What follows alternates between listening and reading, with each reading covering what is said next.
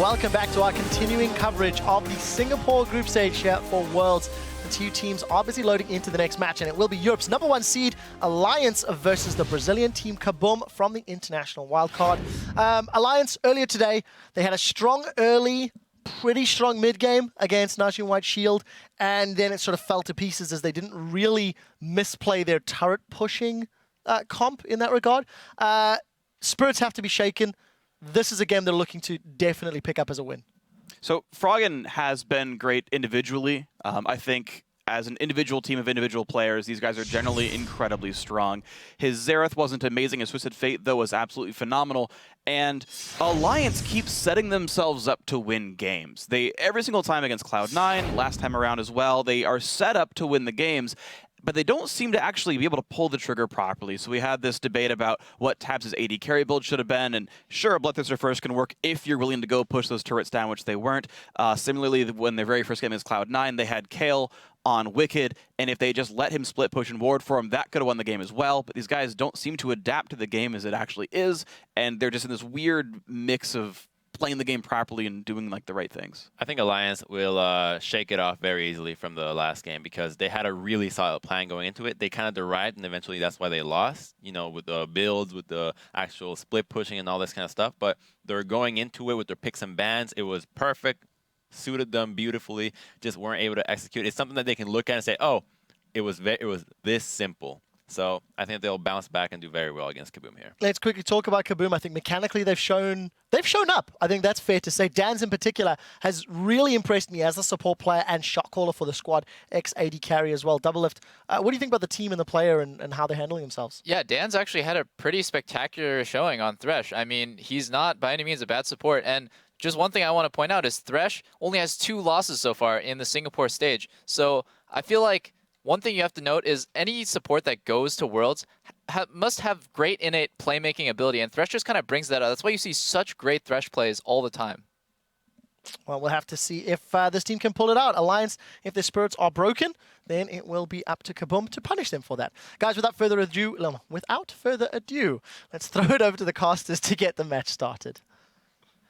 Thanks, Quickshot. We're all set up here at Singapore Expo for our next Rumble on the Rift. Let's see what these teams are bringing with a look at the starting lineups. On the blue side, it will be Alliance. That means it's Wicked in the top lane, Shook in the jungle, Froggen in mid lane, Tabs at AD carry, and at support is Nif. And of course, that means over on the red side, it is Brazil's KaBuM eSports. That means in the top lane, it is Lep. In the jungle is Danagon. Tin owns in the mid lane. Minerva as the AD carry. And Dan's as on support once again. And I have to say, I agree with the analyst desk here. Dan's has looked so good on Thresh. Like, he's the big playmaker here. They need to secure it for him. I would like to see Lucian again from Minerva down this bottom lane, so you have some big play potential.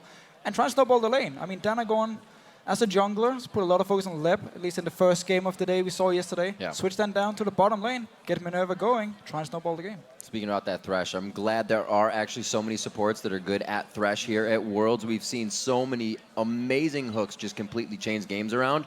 Definitely going to be a competitive pick here. Yeah, I mean, obviously Dan's played well. Thresh, of course, for Gorilla, the absolute crazy playmaker on that one. We just saw Yellowstone not quite working out for him in that last game.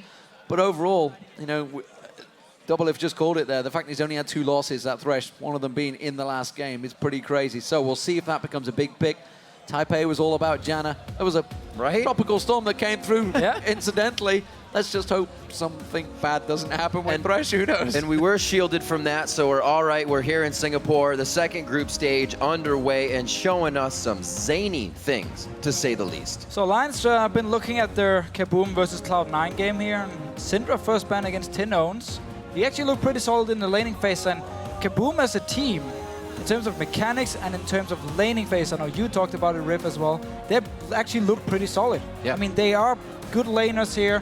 They have the ability to surprise Alliance, and KaBuM is a team going into these games with no pressure at all, because they're just here to show how good they are. They're here to represent Brazil and learn as much as possible and try and surprise a team like Alliance, maybe like Cloud9. And speaking with those working closely with KaBuM, you know, they said their first game, they expected it to be a bit one-sided. Cloud9, they were a little bit upset that that went the way it did. Now against Alliance, they have seen Alliance falter, and I'm sure they want to go right for the neck if they see that weakness. Yeah, both of these teams are 0-2 in the group, so a win here is vital for absolutely everyone. Alliance themselves coming into this as one of the favorites in the group. They have not performed or turned up, and the question is, can they be put on tilt? I mean, there's a couple of pressures. There was always question marks over Shook and Tabs when it came into big questionable situations, and right now we see Shook getting Lee Sin. That's a big champion for him here.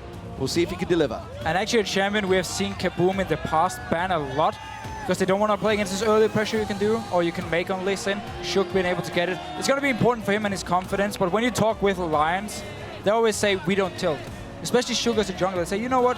He plays like he does at scrims. He's learned it. He doesn't get affected by any bad plays, so he's Flash Cocoon versus Cloud9. Probably not in his mind anymore, and I love the fact we get Thresh and Rumble, who's been winning so many games and who is so damn strong in this mid-game here. KaBuM already looking to win the mid-game fights and take the game. That mid-game fight indeed, and I love the fact that they always hover. They hover for fun, they hover for the crowd, they know just to release a little stress here in Champion Select, because a lot of things can get just tight here. You kind of get a little stressed out. It's good to keep a clear mind. We'll see that Rumble and Thresh absolutely being locked in. So now, the 3-4 pick, the answer here, or I should say 4-5 pick, coming in from Alliance. We shouldn't forget, of course, that Alliance did have that 7-0 lead, a 5k gold advantage over Najin Whiteshield. They had a big lead in the early game. It worked so well for them.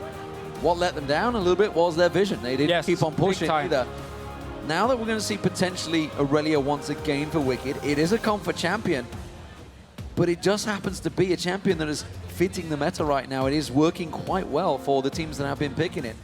Rumble, on the other hand, also had magnificent statistics. 7 wins, 1 loss so far, 4-0 yesterday here in Singapore, and has only had 2 bans against them, the last one being in the previous matchup, of course. So one of their tactics we see, or we're going to start to see more and more, is people picking Aurelia into Rumble, simply because Rumble is great when he's with his team in the mid to late game and he can team fight. He's not so great in these one-on-ones against something like an Aurelia who can actually kill him. This means KaBuM has to send someone else up to defend against Wicked, and suddenly you have this one-on-one where Aurelia should be in the advantage, and you're going to have a 4 versus 4 elsewhere on the map where Rumble won't really get to shine in these big team fights. So let's see what Wicked can actually do on his build-up with Aurelia pick. And team fighting is something that KaBuM loves to do. They are aggressive. Dandagorn wears that as his middle name, and you can see with the fact that they want Jinx all the time, it gets banned against Minerva. The resets are what they want. They want to be in these fights. Kha'Zix, however, played by Dandagorn, allows him to be aggressive, and he did bring that out at the International Wildcard. I'm happy he goes back to Lucian here. I actually like his performance against Cloud9 on it. Like, solid laning phase, you have a lot of big play potential and a lot of skirmish potential, and once again, mid-game power here from KaBuM coming in. You have the Rumble, you have the Lucian. We're going to have to see what Tin Owens wants to play in the mid lane here. We have seen him play Ahri before. Would actually work great into the comp they have at the moment.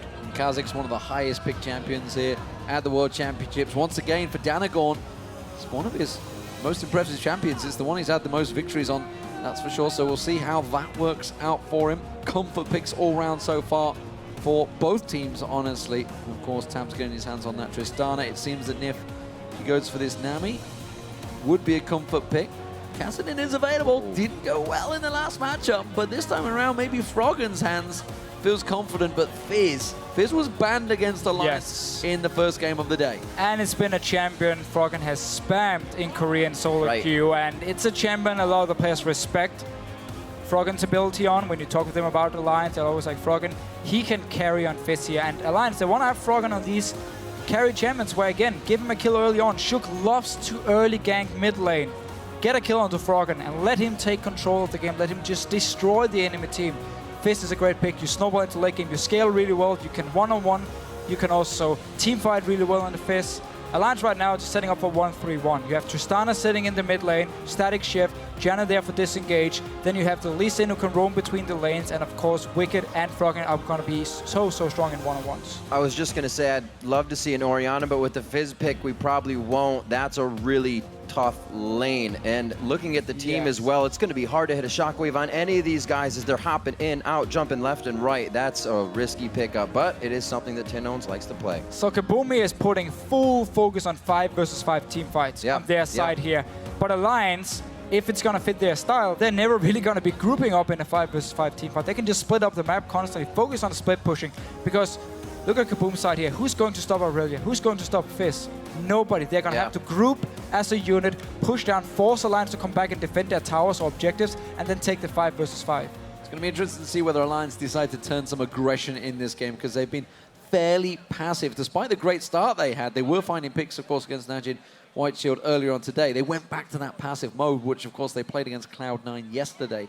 You'd feel against KaBuM, this is the chance where they can show really the world, we can be an aggressive team, we can go for it. The fact that Fizz is picked in there, along with Lee Sin, you expect a lot of focus possibly on that mid lane for Shook. We often see it again, Froggen and Shook, great friends. They were the original members of the super team as well. They wanted to play together. Exactly. I expect to see Shook in this mid lane a lot. It's going to be crazy. We have to consider if Alliance coming in here as the super team, this is what they built for. Will they continue to go winless in the group? Remember, we'll be checking back throughout the game to see how the poll shifts.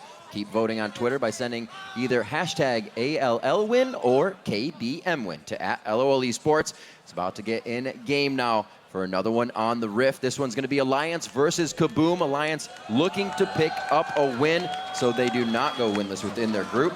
And they are on to the Rift. It's going to be Alliance on blue and KaBuM on the red side. Yeah, one of these teams will be leaving the halfway stage winless. Who will it be? Alliance or KaBuM? Representing the Brazilian international wildcard team. Qualified, of course, over in PAX. They were an unusual qualifier. Nobody expected it. They were technically the 3rd seed in their region, but they came up trumps when it counted to make it through to that final. Of course, beating PEX over in PAX to the North American. PAX, it's easy to mix up. Absolutely. But Alliance, they are the #1 seed representing Europe, and currently yet to get a win on the board, which is caught so many people off guard. But it is a tough group, no doubt about it. It is, and in this game here, Alliance, they need to be careful because KaBuM's mid to late game comp here is super, super strong. And if KaBuM manage to do well in the laning phase, take the lead, they can start taking objectives and Alliance won't be able to fight against them. And suddenly they can fall too far behind and KaBuM can take the game. So Alliance needs to be careful in these lanes here. It's going to be a lot about Shook, what he can do. You can gank top lane, Aurelia, max E. You get the longest stun duration, easy setup for Lee Sin. And of course this mid lane, Orianna has no jumps. And she's actually not running any defensive summoners like we've seen before when it's Orianna against Fizz and you're expecting a lot of action in the mid lane. Well, not a lot of action in the early game as they get the buddy wards out. All wards pretty much holding hands here for the safety. KaBuM stays looking for the 2v2 as well. He just saw Froggen back off there. He's now got 4 health pots stacked up. So he went back and stacked himself up those extra pots. So expecting a bit of a rough time early on against Tinones in that mid lane. It is Orianna, his favorite champion, so you'd expect him to be pretty strong on it in the early phases. Of course, we do see red buff start by Shook, not really leashed out too heavily by Alliance, while a lot of support for Danagorn on that blue buff. Yeah, that could be a problem for KaBuM down this bottom lane. The fact they're going to lose the early push for level 2. And would actually mean Taps and Nif should be able to push the lane up and into the tower here in this bottom lane and take control of the bottom side of the map. And mid lane, of course, again, Tinones, he's just going to poke Froggen every single time he gets the chance. Flash, of course, is a defensive summoner. But a second one. And wow, actually, KaBuM coming straight down and starting the push here. Should also get the early level 2. So just got a glimpse in that top lane. Wicked tried to go aggressive early on. The level 1 aggression from Aurelia, it can work out, but turned it around and answered it very well and forced Wicked back. No summoners blown just yet for this bottom side. You can see Tinones in the mid lane. Playful Tricks are coming in, definitely taking that shield and ball movement. You can easily stop that dot damage and a lot of pressure, and Tinones knows how to play this one. And what we often see in this matchup between Fizz and Orianna is they're actually fairly even in CS in the start because Fizz has the flask, has a lot of health potions. But once Orianna managed to poke enough and get Fizz to use all the sustain he has, then he starts falling back and has falling behind. Top lane though, gang onto Lep. Uh-oh, Lep in trouble here. He does have his flash up very low. He's trying to hold it for the last second. Scrap shield goes on and he blows the flash and goes down. Had to consider the red buff as well there. Would have taken him out past the flash. Yeah, I'm not sure what he was actually waiting for here. After the dash from Shook, he could have just tried and flash away on the tower. Right. Danagorn was moving to the top lane, trying to come for a counter gank. In the end, though, you get a kill for Alliance now, and you force the flash. Oh, double flash in the mid lane as well. Froggen pushes Tinones away. Meanwhile, of course, his jungler was coming around back down the bottom lane. Taps pulled in, has to rocket jump out. The exhaust was used out there. Nif still keeping the pressure on. Minerva was taken pretty low from that Ignite, of Nif. These lanes are absolutely trading early on. A lot of action here. KaBuM down this bottom lane again. Dance with the hook, start the fight here. They want to be aggressive all the time. Up in his top lane, Wicked still has flash ready, and Danagorn is once again looking towards his top lane. He always wants to gank for Lep. Lep pretty much forced to push that lane with his Flame Spitter. Already taking control of Shook from lane to lane, being very methodical and omnipresent right now in the beginning of this game, getting every use he can out of the buffs he's holding. This is the Shook we were expecting to see, the Shook that, as of yet, hasn't really appeared in this tournament. Now that he is on League's Dead, he's of course one of the few Europeans that do very well on that champion.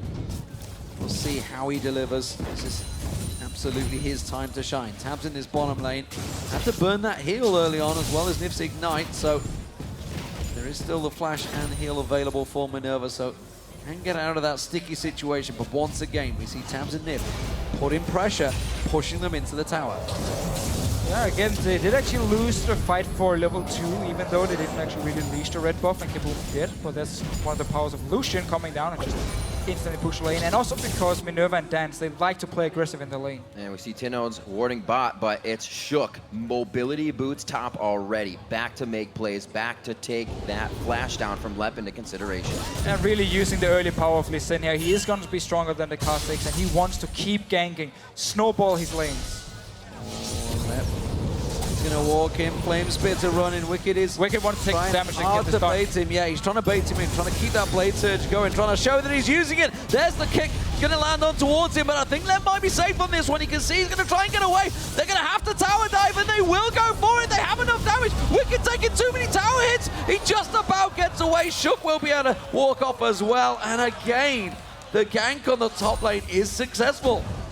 And Danagorn is not there. I mean, he keeps walking up to the top lane when Shook is not there, and then he walks back to his jungle to farm, and Shook finds an opening in the top lane. If he had been there for the counter game this time around, easy pickup here for him. He could have killed Wicked, probably also killed Shook, but obviously that's easy for us to say because we can see the entire map. Good in and out coming from that left, being hit pretty good. Still has the equalizer, but it is going to be quite diminished. Already Wicked at level 6, left still 5, so there's going to be a lot of harass coming in that top lane. Froggen and Tinones hitting 6 at the same time here. No chum the waters there, but that is the in and the out.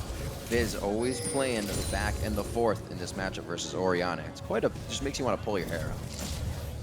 6 minutes, actually almost 7 on the clock. Oh wow, going for the dive on this one. He can Playful Trickster out, and that is the utility and damage that they bring. I said it was going to be a hard matchup because they're all just going to be jumping around. And this is a very early dives from Alliance, but they want to get the kills on the solo laners. Froggen now didn't manage to get the kill, Shook picked it up, but he can now go back to base, buy his items, don't have to care about losing any CS because they just managed to kill Tinones anyway. Oh, Wicked's feeling confident now. He's already burnt everything from left, and now he's just pumping out of the lane. Equalizer turned around, I think almost in frustration from the left there as he overheats, and Wicked will just back away. He's building up towards that Trinity Force. He's confident in that lane matchup now. Yeah, but that was a great turnaround here by Lev. There was Wicked couldn't dash away from it. She actually had to flash to get out of the ulti from Lev, so nice play here. Forcing the flash. Let's see if Danagorn can actually use this opportunity. No flash on Wicked, no flash on Froggen in this mid lane, just for a few seconds. That's going to be hard to punish. So the blue buff trying to be used to whittle away Froggen in this mid lane so he doesn't have the aggression to just go under the turret once again and out with Playful Trickster. Danagorn really being shut down by Shook here. He's been all over the map and has not been able to apply from Danagorn's side the pressure he wants from Kha'Zix.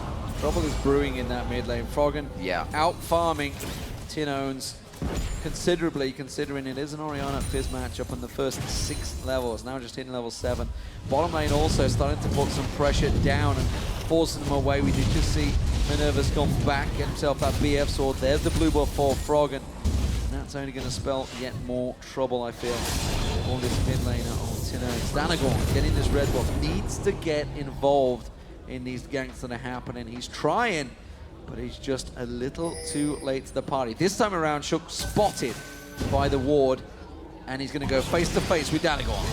Oh, the dodge out. Very nicely done there. Will he be able to get himself in? Oh, a little too bit quick of a kick there before the resonating strike comes in, so he can't finish the damage in the end.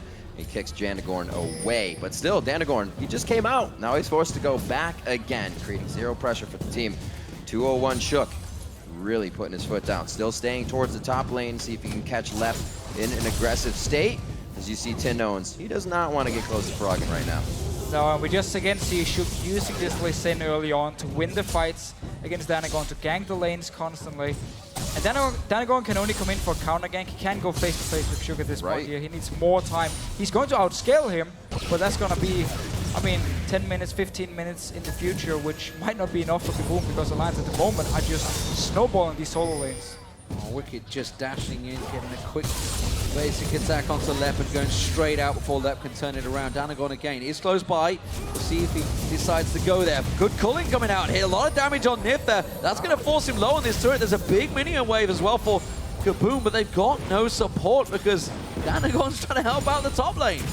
Well, for now, he's actually just sitting back to farm because the lanes have been able to stay alive for the last few minutes. He is ahead in farm compared to Shook. Let's see what happens around his mid lane. Danagorn is here as well. Ultimate again. They're looking to get a refresh on that blue buff from Tinones. A nice double shockwave to bring in Froggen and Shook, and it will deter them a little bit from re-engaging. In that one, Glep very low in the top lane as he overheats. He's just trying not to get pushed in. The second they showed in that mid lane, Wicked went aggressive in the top onto Lep. You can see he burned his equalizer and his flash. Danagorn finds Shook, kicks him in there. He's got the support of Froggen, flashes straight out of it, tries to force him away. Playful Trickster's not going to find him in the Ignite. Will not get him. Calculated, Just staying alive. about heals himself up. Just managed to flash out here. Once again, though, every time we see the two junglers meet each other, Shook has the advantage, getting all the damage on Danagorn and forcing him back to base, back into his own jungle. And Alliance continuously looking to push this. Shook, Sightstone immediately with those boots. Been putting down some deep wards as well. And we just look at the lanes. What damage has this done? The discrepancy, gigantic towards that top lane. Minerva doing what he can in the bottom, though, to keep the pressure up. Yeah, the way back in the game here for KaBuM is not to keep going with these solo laners for the entire game long, because they're falling further and further behind. Area's going to be stronger and stronger, and so same goes for Fizz in these one-on-ones here. KaBuM, they have to try and force objectives. Rumble has Haunting Guys and ulti up soon. They could go potentially for a Dragon here and see if Alliance want to try and contest it, and then use the Rumble ult to win the fight. Taps making sure he doesn't get tagged up there. The culling comes through once again, gets interrupted nicely by Nip for that Howling Gale.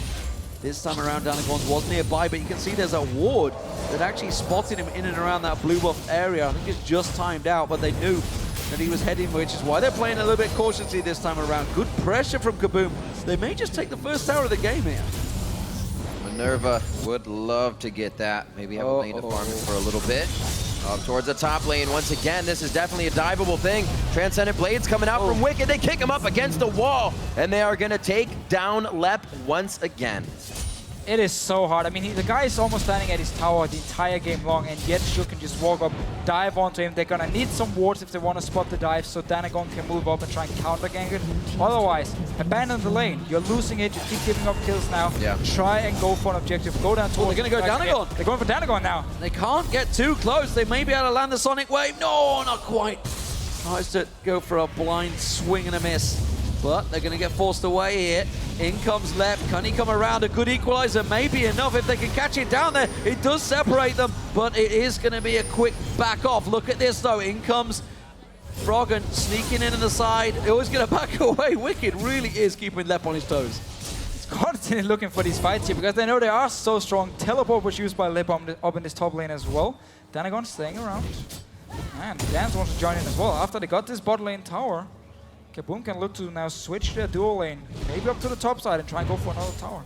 Wicked been a bit more vocal lately in the fact that he, as he does well, he makes the calls for the team, feels a lot more confident, and the team themselves feel more confident going throughout the game. So getting him early, or getting him going early rather, is a plus for everybody on the map. So far the pressure has been to the top side, and like you said, Danagorn to be pressuring for Minerva, pressure for the mid lane to get those guys. I actually like the KaBuM idea here of sending Minerva to this mid lane together with Tinones, because Fizz doesn't have a lot of save wave clear. He has to jump into the minions, and he will take a lot of damage if he does so, which means KaBuM can actually push down this mid lane, get some damage on the tower, Seems as though Froggen is not going to be interested in staying and defending. He wants more action in top lane. Well, the ward will spot him, but you can't stick around, buddy. If there's a fish coming up out of water, you need to run the hell away. Currently, though, Wicked, with the help of Shook in that top lane, just give him so much confidence in that lane matchup right now. He's just bullying that every chance he gets. Blue buff given across to Froggen.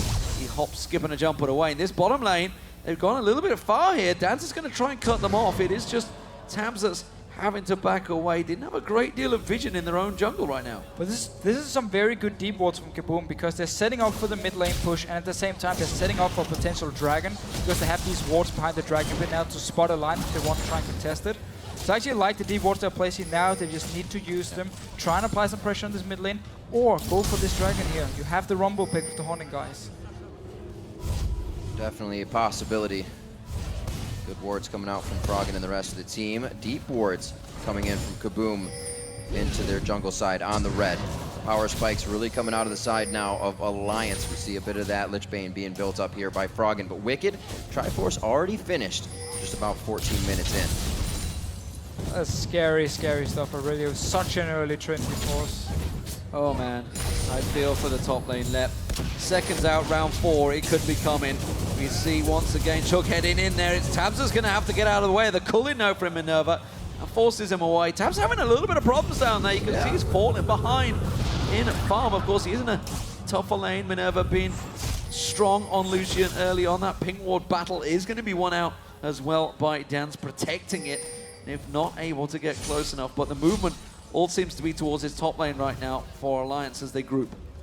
And it is pretty crazy with this bottom lane from KaBuM. I mean, Minerva was actually recruited as the support, while Dance was the AD carry and the shot call at the same time. And then they decided to swap roles because Dance could use, I mean, he had a better view of the game. He had obviously the ability to make big plays on a champion like Thresh, and then he could shot call from the support side, and then Minerva could be the AD carry. And he hasn't been an AD carry for long, and yet they're actually performing really well. Down this bottom lane 2v2, pretty much every single game they've played. Nif starting to get his roam on a little bit. Also, pink wards for him so they can start moving them up. Minerva wanting to put down the aggression buster shot immediately from Tabs. He doesn't want to be taking any light bringers, especially that Ardent Blaze for Minerva to stay in range. He's taking a lot of minion damage right there. That is actually a very good use of ulti from Tabs, because there's not a lot of life steal. It's only the Dawn's Blade for Minerva here. So get him low, use your ulti every time it's off cooldown, just to poke him down, and you should be able to stay in the lane and potentially go for a kill later on. Swing and a miss from both Shook and Dance there.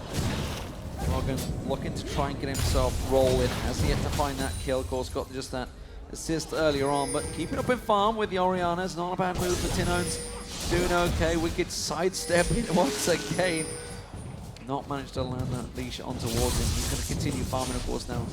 With that Trinity Force will be very confident. Still, neither team showing any signs of looking towards this dragon right now, despite the fact we're at the 17-minute mark. Alliance is happy sitting and farming. Again, your solo laners are getting free farm. They're getting all the kills they need. You can keep this laning phase going, and it's just all about Tabs sitting down this bottom lane at the same time and farming and prevent KaBuM from going dragon. And it's one thing, whenever you talk to Froggen, he always says, I do not care about my team being flashy. I just want to win games, no matter how they do it. Danagon forced away. They're going to try and turn this back on towards the line. as well. Oh, Lep trying to come in. A nice equalizer. Dance missing the hook to keep Shook cooking on that one. They get out quite easily. And it doesn't look like they find too much pressure off of that, but they do draw the teleport up. That might be a little bit of the time they now want to go for the dragon if they don't just kill Lep off of this one. No. He's got to know they're still close. Spend the whole game. They're going for him. Oh, they're going to jump in. He gets kicked backwards. Wicked Treska's slow down. In comes the rest of KaBuM, though. They try and collapse around him. They do not get the lantern down in time, and Shook gets himself the 4th kill. He is absolutely on a roll on Lee Sin. And Lep was actually down the bottom lane here, but then he had to teleport up to the top lane because the fight started. And he was stuck in the lane once again, and Shook and Wicked was just waiting in the bush, killing him. Now they can actually take this tower here. There's a lot of members from KaBuM nearby. They might look to fight.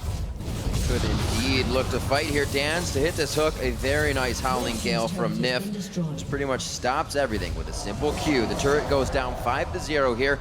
3,000 gold lead for Alliance, as it looks like they could be heading towards their first win in this group stage. All of that attention they drew away has given Tabs and Frog and Free Farm. They've also got themselves a lot of good vision down in around this Dragon area, so we may see the first move. Look at this though. Tabs and Frog are just waiting off the side. They know that KaBuM are going to get drawn towards his tower. And Lep, jump the waters out and is missed, ladies and gentlemen. It does happen. Frog and misses skill shots. You got to believe in the Lep that believes in himself. He got out of that one quite clean.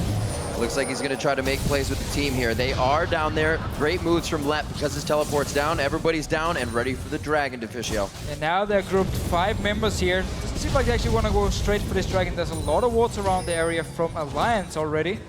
But KaBuM, you can't really go back up to Wicked up in his top lane. He's going to kill you one-on-one. You have to try and force something as a team. And a Hex Drinker now being picked up by Wicked as well is going to cause problems. Like you said, nobody can deal with him right now. He's just going to keep on split pushing, keeping all the problems on them. KaBuM maybe going to try and create a play here. They catch Shook out. This would be some good gold. The kick on Danagon. He tries to jump away, but he will be taken down. The first kill for KaBuM. Such a nice play here by Dance, interrupting the safeguard from Shook, so he couldn't get away and just managed to pick up the first kill. Again though here, Lep walking around this mid lane. Seems like they don't want to go for Dragons because Minerva is actually sitting in this top lane here defending against Wicked. 2-man defense coming in from Tinones and Lep in the mid lane. They're going to throw down the fire. They're going to get that cleared out nicely. Alliance not really looking for too much right now without Shook on the map, who's really been a playmaker this game. 4-1-1. Definitely a switch up from the Elise play we saw on day 1. I also have to say, I really love all the support people are giving to KaBuM. I mean, we had yesterday on Twitter where people were with the hashtags as well. I mean, even predicted to win the game here. I mean, they have so many fans. I was looking at Reddit, people are putting posts up saying, let's all support KaBuM here. And they are a really likable team. And I like the fact here, they're really trying to give Alliance a fight. They said themselves they were not very happy with the loss over Cloud9. They felt they could have won that one, and you know what? If you look at the game, maybe just coming out of lane phase, there was a possibility where it could have turned around for them. Yeah. Alliance have to back away from Dragon, not going to go for it here. Shook is there, but the rest of the team not quite on the same page. Yeah, Alliance is waiting to see if they spot Minerva up in the top side. They do actually got the ward. So they know he's the top side. Wicked can keep pushing it. He's the only member who can actually stay at the tower to defend, but it simply means Alliance can start the Dragon. They have the teleport advantage as well if they want to take it. So many wards paying off here. That one as well. You can see KaBuM pretty much backing all over the map, and it kind of leads to Dragons. The first, and finally as they go for Dragon, it's going to be Alliance first. They have all the wards around them. They pretty much paid for this Dragon, so they need it back. They're getting the best of both worlds. They've taken the Dragon and put a massive dent in towards that top tower. You can see Minion Wave in there left. Actually, Wicked didn't really do a great deal of damage to it after all. Kind of stood looking at it maybe. We didn't quite see it on the screen. But it does mean that KaBuM now are slipping slowly but surely away in gold. It's only a 4,000 gold differential. We've seen Alliance already give up a 5,000 gold differential earlier on to Najin White Shield, but KaBuM, they're going to have to step up something here to slow Alliance's slow chokehold. Might go for Frog in here. Stepping up a little bit. Chum the Waters comes out. Dan's quickly stepping out around that one. He's going to come up with a kill for himself. Flashes to land the Trickster. Ardent Blaze hits. One more shot's going to give Minerva the passive movement speed. He picks up the buffs, but what can they gain off of this? Well, you get assist for your team as well. You get to double buff on your AD carry here. Let's see what KaBuM can actually force. We saw Alliance. They've already been splitting up in this 1-3-1. Tap sitting in the mid lane. Froggen pushing a lane, and of course Wicked pushing the other side lane, which is what they want to do the entire game long. So KaBuM ready to respond. Yes, okay. Danagon went down, but you got the assist for your team as well. Shook trying to sneak around in towards that top lane, was spotted out by a ward. Nif also closing in, but we do see KaBuM closing the gap here. Nif will take that pink ward down. The hook comes through, does not quite land, and a good Howling Gale stops KaBuM in their tracks. Ping goes down in the mid lane on Tabs. He tries to push a wave in. They're desperately defending this mid lane turret, and it's working well. Seeing the way that they're getting disengaged on these, KaBuM must see that they need to sweep a little bit more. They're walking through wards everywhere. Simple disengages from Alliance are making this a little too easy. Still a trinket up there for Lep as he tries to keep himself safe. And the pink wards get cleared out as well. So KaBuM is just getting forced back a little bit more here. Maybe they'll find the fight in Alliance. Uh-oh, Shook's gonna be in. Nice flash there. Danagorn also able to help stave off a little bit more of the engage. Trading flash with flash over in his top lane here. Shook wanted to flash Q onto Lep and then try and follow him if he flashed after. Meanwhile though, Minerva and Tinons pushing this mid lane. See the response from Alliance. Good pressure. Shook's going to find Danagorn in the jungle. They're going to trade on this one. Shook doesn't fancy it. Danagorn forces him into the Baron pit as the safeguard across. But Froggen has been pulled and drawn into that mid lane. He's just shoved a wave all the way up to that tower right now. And Alliance pulled to defend, but it doesn't seem that KaBuM are going to go for it. Forces the flash from Wicked there. Good bait from Dance. And Alliance, they know if KaBuM is standing here as a team, they are very, very strong. So if you land the hook onto someone like Wicked who's out of position, KaBuM might actually be able to take him down, respond by taking a tower as well. Rumble is level 12 at the moment, so you have your rank 2 ulti. Very, very strong power spike for him, and I really hope we're gonna see KaBuM for the next Dragon try and go down 5 members and take the fight against Alliance. Don't just give this Dragon away. And imagine what that fight would be like if there wasn't so much focus top. That's only the place they put it. If you look at the rest of the map, these lanes are quite even, but Shook was able to get so much pressure up top, it kind of ran KaBuM thin. Now, hopefully getting it back with these objectives. They do have the equalizer, they do have the shockwave, the resets from Danagorn can come in, but it's all easier said than done. Froggen is back in his mid lane, hasn't quite completed that Zhonya's Hourglass, just waiting for his moment to back off, but it does buy yet more time for Wicked to continue his pressure. And his seemingly lane buddy right now, Shook, is alongside him. Don't think they're going to be able to get this red buff stolen away. We'll back off, and again, Wicked popping that ultimate. Equalizer goes down from Lep there a little bit early on that one, tries to slow Wicked in his tracks, and the rest of Alliance are happy to collapse here. They're going to find on towards Dance. There's the kick in towards the forest. Will try and lock him up, but he does get away. Tries to turn the death sentence back on him. Close engagement still, but KaBuM are hanging on. Yeah, Lep really needs to save his ulti though for a potential team fight and not try and catch Wicked. He also had half the ulti coming actually into the wall here, so it was easy for Wicked to sidestep and get out of it. But the fact that Alliance warded up the red buff and was staying around it should mean for KaBuM, okay, Alliance want to contest this red buff here. We might get a fight in the jungle, which is what you want as a Rumble, as an Orianna here. So Lep, he needs to save his ulti. Don't use it to try and catch out someone like Wicked at this point. Have it ready for a potential team fight, and then use it if Alliance is fighting in a choke point in the jungle. Really wanting to help make plays. There's got to be a lot of pressure on him. He's feeling from the laning phase coming out of this one, but it was really brought on by Shook. I'm sure the team realizes he's still there, and he's definitely still going to make an impact in the game. Gigantic differential in that top lane, really. 234 CS to 133. Lep is very much being camped on again. Look at this, Shook heading back up to the top lane, absolutely living alongside Wicked in this lane. Does of course mean the fact that Shook has been there for so long that Lep is not too far behind in actual experience. He's just not getting the CS. He's able to stick close enough to the minions going down, just doesn't get that last hit that he's been looking for. KaBuM themselves, for the last 5 minutes, have prevented any objectives falling. Yeah, Alliance is playing this very, very slow. They're basically just waiting to outscale with their split pushers here, and of course taps on Tristana, getting to his late game point. They don't really want to fight in the mid game. We talked about how KaBuM had such a strong mid game comp with the Rumble. You have the Lucian pick, and even Orianna with her Fiend starts to become stronger and stronger. So Alliance didn't want to go for the fights. Let's see what they do now. Definitely put a target on his head with that Rumble pick. It has such a high win rate, so Alliance was not going to let that go through the game easily. They take down Lep once again at 0-5-0. You got to feel for Danagorn. He was like looking there, he was like, I'm ready, I'm ready, I'm ready. As soon as he messes up that blade surge, I'm going to go for it. As soon as Froggen came out, it's like, nope, I'm out. I'm done. You're all on your own there, Lep. It does mean, of course, that this defensive unit is going to be tricky. In goes Froggen, feeling confident. He's got that Zhonya's Hourglass completed. Happily slides through. Tinones thought about closing the gap, but while it's all happening, Alliance just close out another objective, and the Dragon goes their way, keeping the gold flowing in their direction. It's been all about this top lane here. You even see Alliance place like the pink ward up on the top side here, just above the Baron, to make sure, okay, we can always walk past the Baron, up to the top lane. We know we have a pink ward, so there's no wards from KaBuM, and then we can jump onto Lep again and kill him, get objectives elsewhere on the map as well, because so many members from KaBuM is focused on this top lane here. Poor Lep, he's really been in trouble, and oh man, double Danish. Indeed, coming up, not even a chum the waters necessary for that one. They know they had the control with the wards around them, and that means all those ultimates are still ready for use. Going a little hard here. Chum the waters now coming out for Dan's. The Zanya, that's going to be a hit. The static Shiv Burst coming in with a nice shot from Tabs. They got eyes on the turret, and Danagorn again forced to watch his team go down.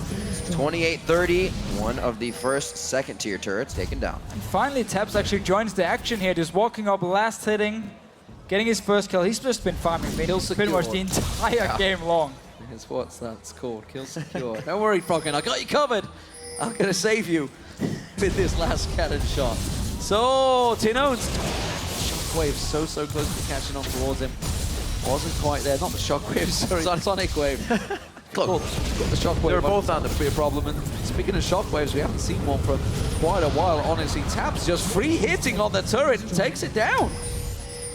KaBuM simply can't really step up here. Minerva was in his own jungle actually farming the Wolf camp, and he's looking towards his bottom lane because it's been pushed up already. So he wasn't there for the wave clear. Don't go for it, Minerva. Don't go for it. Froggen's off the side. In comes Nif. Tries to keep him around there. The Death Sentence will land, but it's Froggen he catches. He's got himself a Rabadon's Death Cap. Sorry, he's going to build up towards him. Minerva going to get caught out. Froggen taking low. The Zonia's is not quite off cooldown yet. Will he get picked up? Tino's dropped. They're going to keep on rushing. Dan's very low on this one. Danagorn had to jump out, so he's not going to be able to reset back in off of anything because there's no kills coming. And even with Froggen throwing the fish out of the boat on that, they were able to take the fight to Tinones and Dan. And Leb once again. Oh no. No piercing the heavens this time. Well, we say it so many times when Alliance, this is what they want to do. This is how they work in Europe. They just get to that one power point and they push. Absolutely. And suddenly, KaBuM find themselves down 2 outer turrets. And this is where it all started. The hook on Froggen, not really the mid lane he wanted. He's a slippery one. They get some damage on him. Then Minerva actually dancing around here, dodging the fish as well from Froggen, but the rest of Alliance is able to join in. Let's see what Froggen's actually doing here, just dancing around. He has minions, don't have to care about the tower at all. He can just safely actually walk out here and they're feeling him a little bit as well. And the rest of Alliance can clean up the fight, and they're not done yet, of course, killing Lib. So Alliance now clearing out all the ward coverage in and around that Baron. I'm not sure that's their target. It may well just be a little bit of bait to draw them in. Good call in from Minerva once again, finding its target, finding the back of Froggen. A little bit of bait as well, it seems, by the sounds of it. Trying to taunt him out, but KaBuM, they dare not go in that jungle right now. They have pink wards on the outskirts, but Alliance have it completely littered right now. But you can see how teams actually respect KaBuM a lot here in the way they play. They don't just like go over aggressive 24/7 in the game and want to finish it in 20 minutes. They're actually respecting the power spikes of KaBuM. They're respecting the 5 versus 5 power they do have. So Alliance has just been taking it pretty slow, making sure they can get this win here and don't have to risk KaBuM coming back in the game. Well, someone it is coming. Is Danagorn going to try and sneak around the side? Can he get close enough to try and jump in? No, instead forced away. Shook takes down the Baron. And Alliance secure yet another objective. They're now 11,000 gold ahead in this matchup and looking very strong for their first victory. But how much do they really take from it? That's the question. This was a win that's expected of this team. It's the other wins they need. And at the halfway mark, being 1 and 2, not the position I think they'd be feeling they'd be in. Let's not count them out just yet, but it is looking very strong for Alliance here. Something that we've been seeing from teams as well, NA and EU, because all the other teams are pretty much putting their foot down when they have this big lead, is will they decide to close it out or do they go slow? Give other teams a point to find weakness. Been seeing them pushing too hard. They've been happy to stay on the outside. Like you're saying, Deficio, they're definitely respecting that power, but they got to find a way around it to start ending these games as well. All the way around it is what they're doing now. Once again, Froggen and Wicked in each side lane, push it up here, taps in his mid lane, level 16, has a long range of Tristana already, and just push down every single tower. Maybe even go for a dive around. Froggen was showing himself, but now they just take the tower. Once again, don't want to go for any aggressive tower dives. They're going to be careful nobody gets drawn too deep against Wicked. He's looking to pounce right now. Splitting off, all 3 lanes being pushed up by Alliance. It's going to draw KaBuM away from one of these inhibitors. The question is, which one will it be? Danagorn just about avoiding the Sonic Wave, and Alliance, they find themselves the top turret. The bottom turret's also being pushed. Wicked's getting the damage down on that one, and KaBuM are being pulled from pillar to post. They have minions on every lane on the front step right now. Like you said, stretched very thin. 33 minutes into the game, Alliance looking to put the nail in the coffin here, possibly. Aurelia on the bottom side, and it's going to be actually Tabs taking the top side to himself. Still just pushing every single lane. Might go for Minerva here. Oh, Jungle water pulled in. Good landing though. Follows on Minerva, doesn't matter. That's the inhibitor turret going down. The top lane is also going to drop, and suddenly Alliance find themselves in an exposed KaBuM base.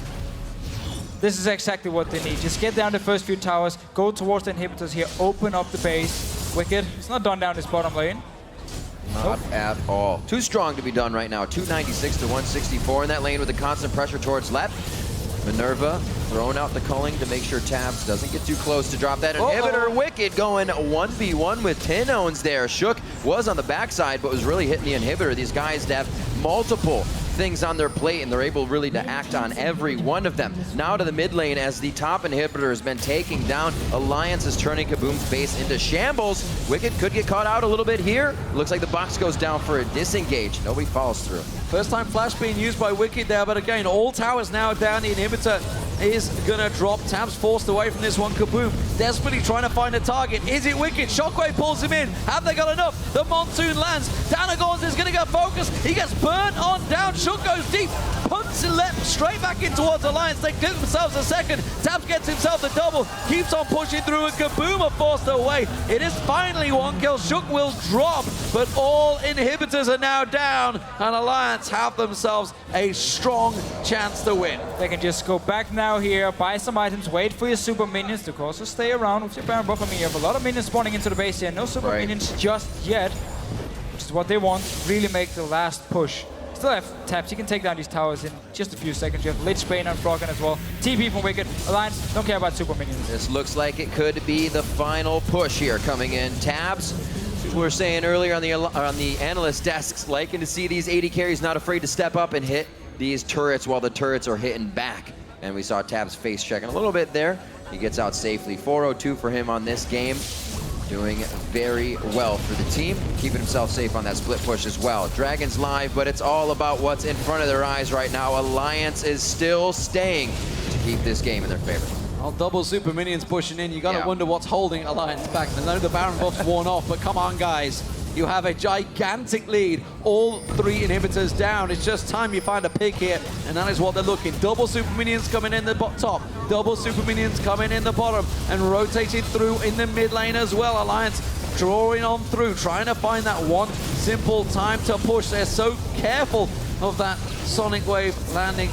Shockwave landing of Tinones. I'll get it the right way around eventually. This time around, Froggen is pushing in. Danagon's going to be the focus. Wicked jumps on towards him. They force him back onto the fountain right now. They put the damage down on the Nexus turret. Alliance will finally take their first victory at World Championships. It's been a long time coming, that's for sure. And they still took the time to do it here. Oh. Doesn't look like it's going to be an easy road, though, with this being the first win the team created to win Worlds, a super team from Froggen. Struggling a little bit, but that win definitely going to bolster the spirits somewhat. Yeah, and for KaBuM here, I mean, we kind of saw the same tactic. Dance and Minerva down this bottom lane, they can handle themselves in a 2v2, did a very good job, got the tower as well. Minerva didn't even die in the game here. And then Leb is always the focus for the enemy team. You want to kill him as many times as possible in the top lane here. Yesterday, Danagon was sitting in the bush waiting for pretty much the entire game long. Today, he decided to farm a bit more, and suddenly Shook was there to just kill Leb. Not sure if tomorrow if he's going back to the wait game and just hope to counter gank early on. I mean, it is so hard because there's so much focus on Leb up in this top lane. Yeah, I kind of feel sorry for him, honestly. 0-8-1 at the end there was constantly counting out. Wicked and Shook working very well as a combo, but that's a good sign for Alliance fans, the fact that they did work out so well. But let's not get carried away, because Shook was on Lee Sin, Wicked was on Aurelia, both on their very favorite champions. Some good picks there. Also, got to consider that win weight on Rumble. They didn't want that to happen again for the game. They actually weren't even able to use a Rumble All in conjunction with an Ori ult around Dragon. Where you want it, why you picked them, that mid game. They were able to just kind of shut that strategy right down. And that was kind of why the game was pretty slow, because Alliance never wanted to go for these 5 versus 5 fights. They were respecting the damage from KaBuM and just said, okay, let's just keep split pushing. Shook can keep going for the kills. Aurelia shows why she's so strong in this top lane of setting up the ganks, of course. overall, slow win by Alliance, but keeping it pretty safe. It was a very slow one indeed. So we're going to head over towards the analyst desk for a breakdown of Alliance's first win. Thank you very much, guys. Alliance, let's be frank, they came out, they outclassed KaBuM, I think, especially in the top lane. Just before we talk about how Shook really pitched a tent and camped Lep's lane, I want to highlight Cloud9 banned Lee Sin against Alliance, and it was first picked away from Shield. And seeing what Shook just did on that champion, it shows why. And I don't know if he's going to get his hands on Lee Sin again, because that was a Shook we haven't seen in the previous games. One thing I want to touch upon is Irelia in this tournament so far is 6-1. So we're talking about Rumble being really good. Irelia is 6-1, and the only loss was Wicked's previous game against Najin White Shield, which he should have won. So Irelia would technically be undefeated so far. Just some food for thought. Yeah, I actually agree with you, but it's interesting thinking about these sort of pick and ban trends, because I feel like we watch a game and we're like, they're never going to eliminate that champion again. Like, Darius' Rumble, one of them. Gorilla's Thresh, yet he keeps getting it for some reason. Like, Peke, his Ahri was unbanned after we just saw him, like, hard carry a game from Fnatic about, 3 games ago. So, I don't know, a lot of teams are sort of focusing on what they think teams are like and not looking at the game that they just had 2 hours ago and being like, now that's the thing. Yeah, and Minerva must be so sick of playing Lucian, winning lane against Tristana, and then getting outscaled. That actually happened to him against Cloud9 yesterday, and earlier today you saw Tabs play that reverse matchup. He was the Lucian playing against Tristana, and he won lane early, but then later on Tristana just kind of outclasses Lucian in every way. So I expect to see a lot less of that matchup because it's just such a unfavorable one for Lucian.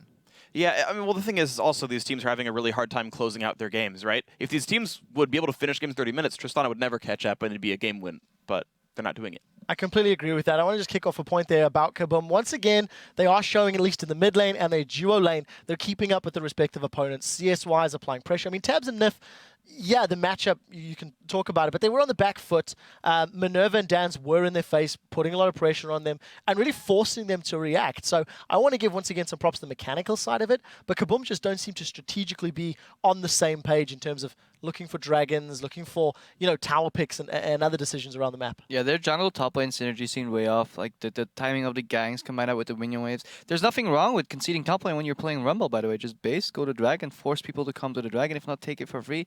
I mean, if you're going to end up being camped anyways and you're going to fall so far behind that you barely can touch your creeps, you might as well do that and just roam somebody else. Even if something as dumb as just walking straight down bottom and throwing an equalizer down can get you a tower. That frees up Dans, and he can roam around as well. So I want Lep to be more versatile. If he does get camped, if he does get outclassed, transition his play to other parts of the map and then let his teammates fix his problems for him. Final thoughts, Doublelift? I just want to talk a little bit about the psychological aspect that nobody really talks about too much. Lep has had a really bad tournament so far, to be honest, but there's two really prevalent mindsets. One is, I'm just going to lose gracefully because I'm not having a good tournament. The other one is, I want to go for aggressive plays and redeem myself and get that glory back to show people that I am world class. I think Lep, maybe, just from what I've seen, he's trying to redeem himself by playing aggressively on Rocket, even though he's not having a good tournament, where he should just try to lose gracefully and let his team kind of move it forward.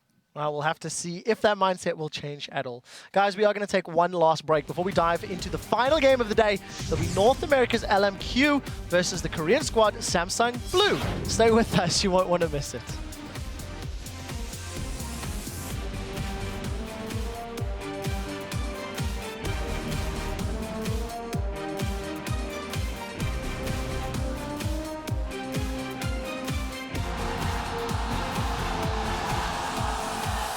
Stepping up a little bit, Show 'em the Waters comes out. Dan's quickly stepping out around that one. He's going to come up with a kill for himself. Minerva going to get caught out. Froggen taking low. The Zhonya's we're not quite off cooldown yet. Will he get picked up? Tino's dropped. They're going to keep on rushing. The Monsoon lands. Danagons is going to get focused. He gets burnt on down. Shook goes deep.